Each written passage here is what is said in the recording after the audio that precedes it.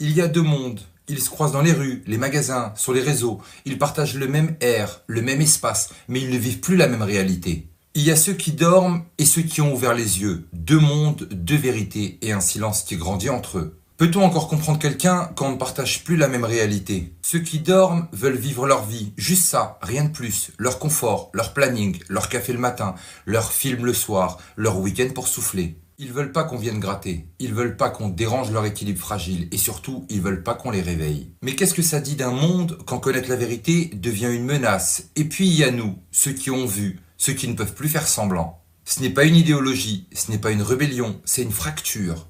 Une ligne s'est brisée quelque part. Un jour, on est tombé sur une vérité. Et cette vérité a fait sauter le verrou. Alors on a creusé. Et plus on creusait, plus le sol s'effondrait. Tu te souviens de ce moment, celui où tout s'est retourné en toi? Tu ne l'as pas changé. Tu es juste sorti du décor.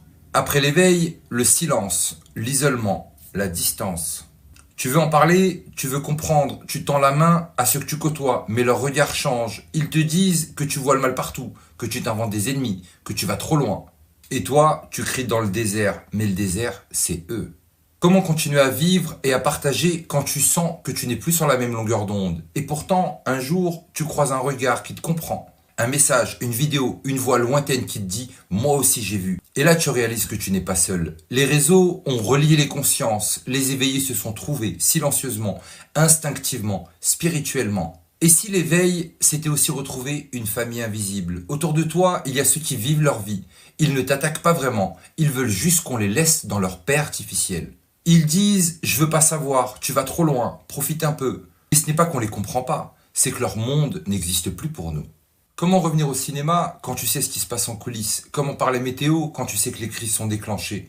Ce qu'on appelle le syndrome de l'éveillé, c'est ça. Ce n'est pas une maladie, c'est une incapacité à faire semblant, à participer à un monde qu'on sait truqué.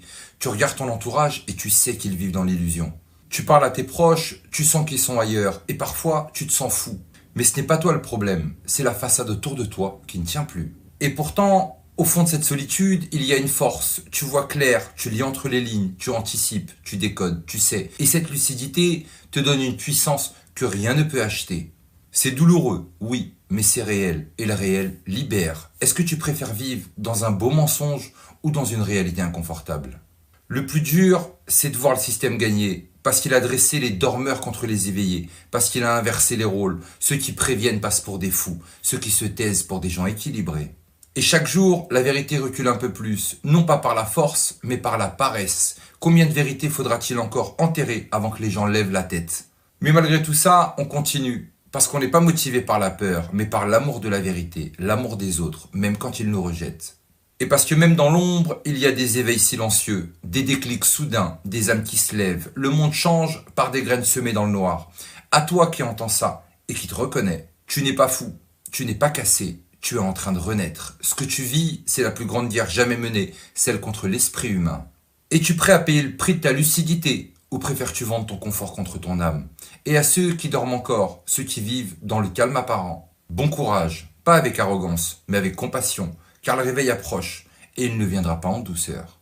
Il viendra avec fracas. Et ce jour-là, ce ne sera pas nous qui aurons changé, ce sera vous qui verrez. Deux mondes, un mur, une vérité. Et à la fin, il faudra choisir de quel côté tu vis et de quel côté tu mens. Alors effectivement, on ne vous en veut pas, bien au contraire. Profitez du spectacle et surtout n'oubliez pas, on n'est clairement pas au bout de nos surprises.